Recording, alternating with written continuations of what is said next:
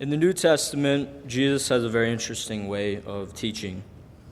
He uses stories, but not any ordinary stories. He uses stories called parables. A parable is a story with an earthly story with a heavenly meaning. In the whole entire New Testament, Jesus preaches about many different parables. He teaches about kingdom parables, sinner parables, forgiveness parables, prayer parables, stewardship, service, and preparation. And tonight, I am going to be focused on the preparation parables. In the last weeks of Jesus' life, the last three of the recorded parables that he taught were about preparation. Now, what does that tell us? His last teachings were about preparation. That means we have no excuse to be unprepared or to be shocked when Jesus comes back. If you turn to Luke chapter 13, we'll start in verse 6, and we're going to read about the parable of the barren fig tree. That's Luke 13, chapter 13, verse 6.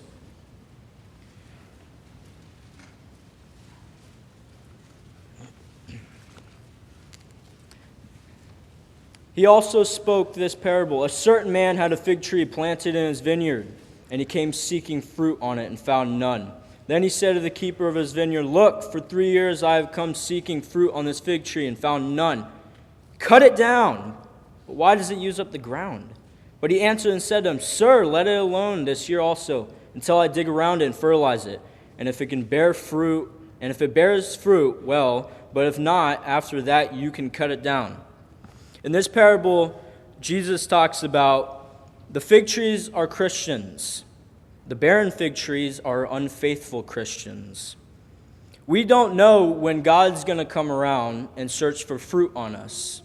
If God comes around and finds no fruit, what does he say? He says, "Cut it down." Why does it take up the ground? Why are we even here? Now, the parable of the fig tree is, we don't know when God's going to be looking for spiritual fruit. We need to fulfill our purpose. If we have an apple tree, what do we expect to grow? Nothing? If nothing grows, then why is it taking up space in your yard? Same applies to Christians. If we're Christians and don't fulfill our purpose, why are we in the church? Why are we wasting God's time? Now, if you'll turn back, we'll turn to Matthew chapter 25, and we'll start in verse 14. We're going to be reading about the parable of the talents. That's Matthew 25:14. The parable of the talents is a very interesting parable. It's the last recorded parable of Jesus. Starting in verse 14, "For the kingdom of heaven is like a man traveling to a far country who called his own servants and delivered his goods to them. And to one he gave 5 talents, to another 2, and to another 1, to each according to his own ability. And immediately he went on a journey. Then he who had received 5 talents went and traded with them and made another 5 talents. And likewise he who had received 2 gained 2 more also. But he who had received 1 went and dug in the ground and hid his Lord's money. After a long time the Lord of those servants came and settled accounts with them." So we stop in verse 19. The servants don't know when the master is coming back. They all know he is coming back, but they don't know when. Let's resume in verse 20. "So he who had received 5 talents came and brought 5 other talents, saying, 'Lord, you delivered to me 5 talents. Look, I have gained 5 more talents beside them.' His Lord said to him, 'Well done, good and faithful servant. You were faithful over a few things. I will make you ruler over many things. Enter into the joy of your Lord.' He also who had received 2 talents came and said, 'Lord, you delivered to me 2 talents. Look, I have gained 2 more talents besides them.' His Lord said to him, 'Well done, good and faithful servant. You have been faithful over a few things. I will make you ruler over many things. Enter into the joy of your Lord.'" In verse 21 and verse 23, is there any difference with the master's response?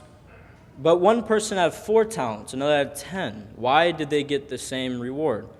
Well, let's keep reading. Verse 24, "Then he who had received the 1 talent came and said, 'Lord, I knew you to be a hard man, reaping where you have not sown, and gathering where you have not scattered seed. And I was afraid and went and hid your talent in the ground. Look, there you have what is yours.' But his Lord answered and said to him, "You wicked and lazy servant." Wow, that's a lot different from what he said to the other two servants. "You knew where I reap where I have not sown, and gathered where I have not scattered seed. So you ought to have deposited my money with the bankers. At my coming I would have received back my own with interest. Therefore take the talent from him and give it to him who has 10 talents. For everyone who has, more will be given, and he will have abundance. But from him who does not have, even what he has will be taken away.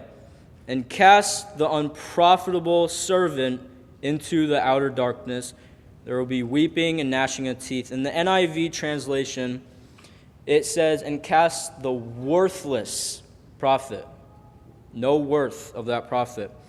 Now, again, we asked the question, one man had 4 talents, but another had 10. Why did they get the same reward?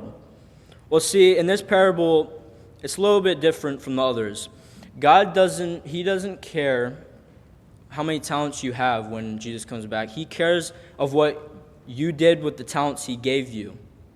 If God gives you 5 talents and you do nothing with his gifts, why should you inherit anything but eternal darkness? Now, I love how Jesus, he doesn't care if he offends people. He doesn't say, "Oh, if you have 1 talent, it's okay, do better next time." No.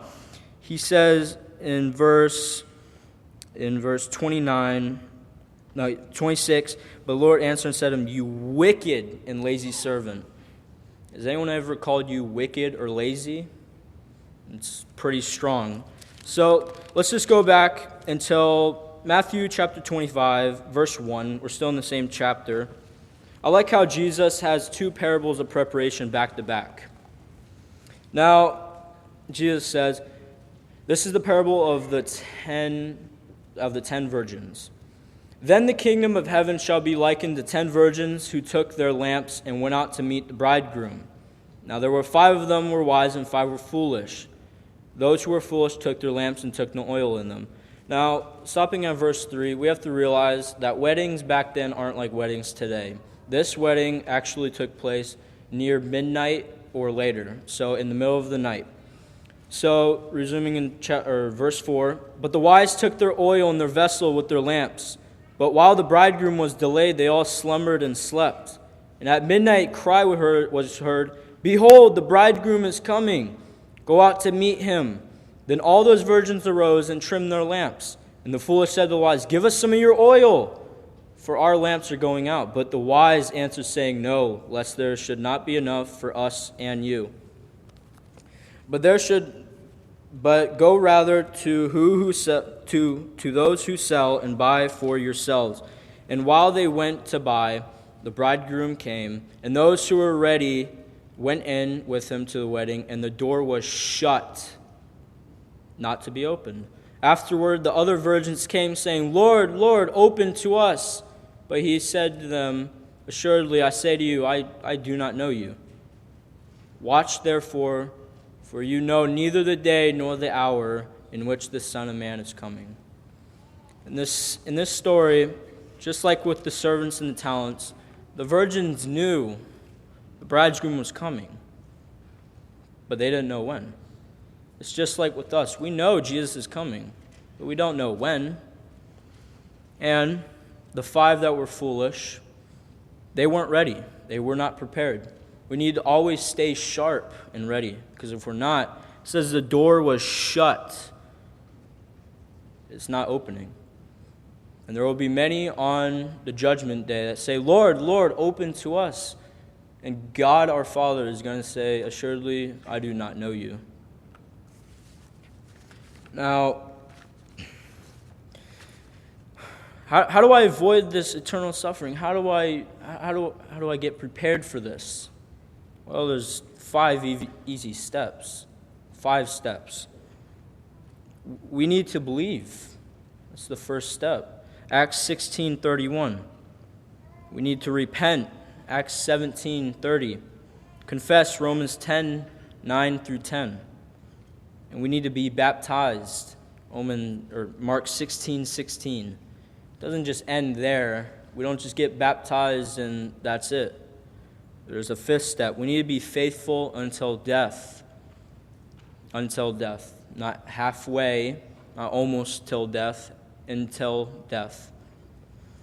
And Jesus says, I will give you the crown of life. Revelation 2:10. Paul says to Ananias, why are you waiting? Acts 22:16. Why are you waiting? What if you go home tonight and Jesus does come back and you're not a Christian? Why did you wait? You have no excuse. We have no excuse. Don't let that door close on you. It won't be opened. Don't let yourself hear the words from God our Father. Depart from me, for I never knew you. If you need the prayers of this church, or if you would like to be baptized into God, you need to be prepared. If you have not made that confession and not made the action, you need to tonight.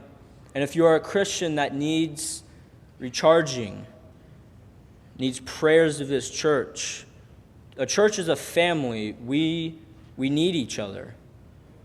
And if you're a Christian and you need the prayers of this church, please come as together we stand and as we sing.